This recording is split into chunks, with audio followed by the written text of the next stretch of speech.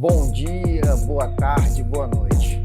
Pessoal, meu nome é Rômulo Salles e estou aqui para continuar a nossa série de vídeos com o intuito de trazer para vocês aí uma nova mentalidade relacionada à parte de segurança. O que é que nós podemos fazer diferente em relação a nós mesmos para que nós possamos ter uma vida mais segura. Antes de continuar com o texto, eu vou te pedir para você fazer o seguinte: curte o vídeo, compartilha o vídeo, tá certo? Se inscreve no canal e tudo isso vai fazer com que o algoritmo do YouTube entenda que esse vídeo tem relevância e assim poderemos ajudar outras pessoas. Então vamos lá. No último vídeo de apresentação do canal, nós ficamos devendo falar hoje sobre inconsciência, que seria esse funcionamento do cérebro aí no modo inconsciente, né? Como é que isso funciona e etc. Antes de iniciar a conversa sobre o modo inconsciente do cérebro, vamos falar um pouquinho aqui sobre o cérebro. O cérebro é esse órgão fantástico, um órgão que nos surpreende a cada dia. Antes, algum tempo atrás, era um órgão que não podia ser estudado nos seres humanos vivos. Por quê? Porque nós tínhamos o grande problema de que não tínhamos tecnologia na época, algum tempo atrás, para fazer esse estudo. Então o cérebro ele só era estudado no ser humano já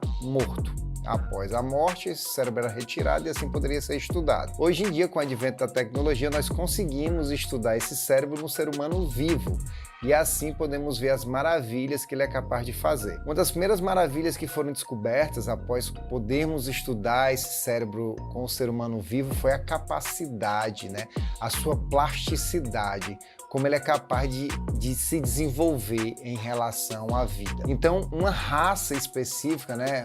A raça humana especificamente, mesmo sendo todos da mesma espécie, nós temos cérebros diferentes entre nós, devido à maneira como nós conduzimos a nossa vida. Existe um estudo que foi feito com os taxistas de Londres que verificaram que a região do hipocampo do cérebro dele era muito mais desenvolvida do que a região do cérebro dos outros moradores de Londres. E tudo isso se dava porque aquela região do cérebro, o hipocampo, é a região que guarda as memórias. E como as memórias elas têm essa relevância tão grande, ela acabava desenvolvendo ainda mais essa região do hipocampo, mostrando pra gente, demonstrando a capacidade dessa plasticidade neural que existe no cérebro. Existem várias outras coisas importantes relacionadas ao cérebro, como a reação primitiva que o ser humano tem diante de uma situação de medo, de pânico e etc. E essa reação primitiva do ser humano, ela se deve justamente por uma região do nosso cérebro chamada região reptiliana, que é uma região onde o ser humano ele reage diante de um cenário de três formas. A língua inglesa traz 3 Fs, que seria fight, que seria fly ou seria freezing. Porém, traduzindo para a língua portuguesa, seria o quê? Lutar, seria congelar ou seria voar. Traduzindo para a língua portuguesa, correr. Então é a maneira como o cérebro nos estimula a reagir diante de uma situação de risco ou perigo. Então, mais uma vez, o nosso cérebro demonstrando o quão especial e fantástico ele é. Partindo desse pressuposto, o nosso cérebro ele funciona basicamente de 2 maneiras: de modo consciente e de modo inconsciente. Falando em proporcionalidade, já é provado que as nossas ações que correspondem ao consciente são equivalentes a 5% dessas ações. E as ações que são correspondentes ao inconsciente são equivalentes a 95% dessas ações. Se nós fôssemos fazer uma comparação em relação ao processamento de dados, é como se o nosso cérebro, quando ele estivesse funcionando no consciente, nós estivéssemos funcionando uma capacidade de 40 bits por segundo. E quando o nosso cérebro funciona no modo inconsciente, é como se fosse 40 milhões de bits por segundo, ou seja, é 1 milhão de vezes a capacidade de processar informações no modo inconsciente, é 1 milhão de vezes superior à capacidade de processar no modo consciente. Se fôssemos fazer aqui outra comparação, seria como se fosse uma carreta de 95 toneladas indo de frente com a carreta de 5 toneladas, então é uma dimensão desproporcional. Mas o que é que isso tem a ver com a nossa conversa relacionada à mentalidade segura? O que tem a ver com a nossa conversa é que, baseado nas as explicações científicas, fica claro e notório que boa parte dos nossos comportamentos eles são conduzidos de maneira inconsciente. E se são conduzidos de maneiras inconscientes, o que é que isso quer dizer? Quer dizer que boa parte das nossas ações diante de cenários, elas podem reagir de duas formas. Existe uma linha que trata da parte do inconsciente, que é a linha psicanalista. E existe outra linha, que é a linha cognitiva. A linha cognitiva, ela trata do inconsciente relacionado às repetições, né? O padrão automático que nós fazemos. Exemplo, dirigir, passar marcha ou fazer alguma coisa de uma maneira automática sem perceber. Um exemplo que eu sempre gosto de falar é sobre os fotossensores, né? Os famosos pardais, que são os equipamentos que multam o carro. Muitas vezes, dependendo do tipo de caminho que nós seguimos para o trabalho ou de retorno para nossas casas, nós já sabemos basicamente onde existem esses fotossensores. E quem aqui de vocês já não passou por um fotossensor desse e quando passou dele não lembrava ou recordava se você tinha freado ou não, diminuído a velocidade ou não para respeitar a velocidade da via naquele momento? E isso se deve a justamente o comportamento inconsciente automático que nós temos, relacionado à parte cognitiva. Relacionado à parte psicanalítica, está mais relacionado àquilo que nós carregamos como memórias, que são relacionadas aos nossos comportamentos. Existem algumas teorias que tratam essa parte psicanalítica, fazendo um comparativo dela a um iceberg, onde existe uma parte que é visível e existe toda aquela parte que é submersa, que está guardada, que muitas vezes o corpo encapsula ela e não exterioriza para não gerar nenhum tipo de sofrimento ao corpo humano. Então isso é um estudo psicanalítico. Relacionado a isso, tem muitas coisas que nós podemos discutir e relatar sobre o comportamento seguro humano quando ele se depara com situações. Vou fazer um desafio a você. Se nós recordarmos de como foi a nossa infância, principalmente naquele período ali de 0 a 7 anos de idade, onde nós éramos esponjas virgens, absorvendo tudo aquilo que nós precisávamos saber de informação e onde essas informações nos eram passadas de uma maneira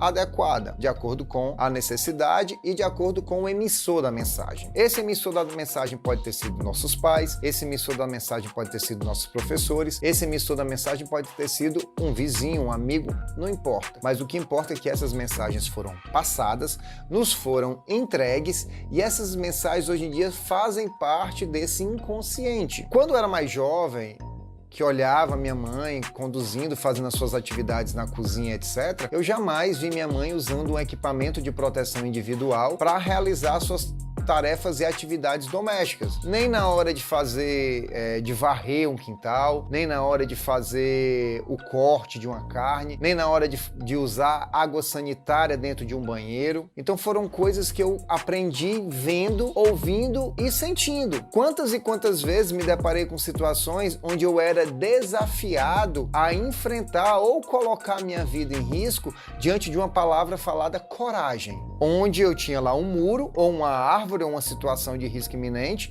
onde a pessoa me desafiava dizendo: tu não tem coragem de subir? Tu não tem coragem de fazer isso? Associando a valentia do ser humano à coragem, mesmo em detrimento do nosso maior benefício, do nosso maior bem, que é a vida. E dessa maneira que nós construímos a nossa personalidade enquanto crianças, nós ainda temos esses comportamentos repetitivos na fase adulta. Então, na fase adulta, nós ainda temos a impressão de que tratar da segurança pode ser falta de coragem, devido àquilo que foi ouvido, devido àquilo que foi sentido. Relatar uma historinha que aconteceu comigo em casa. Um certo dia eu estava em casa instalando um refletor, isso já no endereço que eu moro atualmente, e um colega chegou e me viu de cinto, capacete, talabarte, conectado numa viga. Eu passei um laço, uma ancoragem móvel, numa viga e coloquei meu talabarte. E após ele veio realizar aquela atividade, ele chegou para mim e disse: Rômulo, tem necessidade desse exagero? Então, a visão do ser humano em relação à segurança doméstica, ela ainda é considerada um exagero, que extrapola aquilo que é para ser normal. Em virtude disso, nós temos um histórico dentro da indústria que muitas vezes reflete aquilo que nós vivenciamos e sentimos e ouvimos dentro da nossa casa. Então, aquele ditado faz muito sentido. Costume de casa se leva a praça.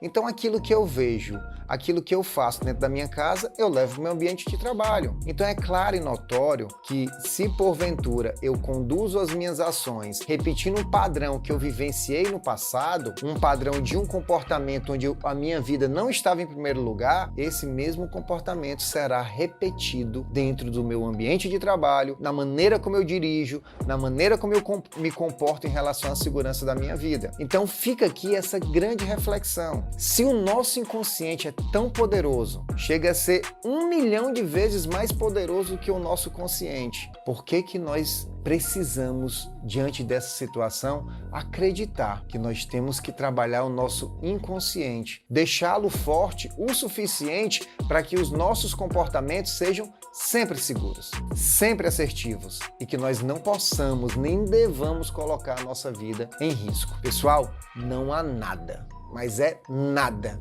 mais importante que nossa própria vida. Tudo só vem depois da vida. Tudo só vem depois da vida. Então, como nós podemos fazer para dominar esse inconsciente? O que é que a gente precisa fazer para controlar esse inconsciente? Esse é o tema do nosso próximo vídeo. Vamos gravar esse próximo vídeo com o intuito de te mostrar como podemos fazer para fortalecer esse inconsciente. O que nós podemos fazer para tornar esse inconsciente mais forte e, diante de algumas situações, saber como reagir.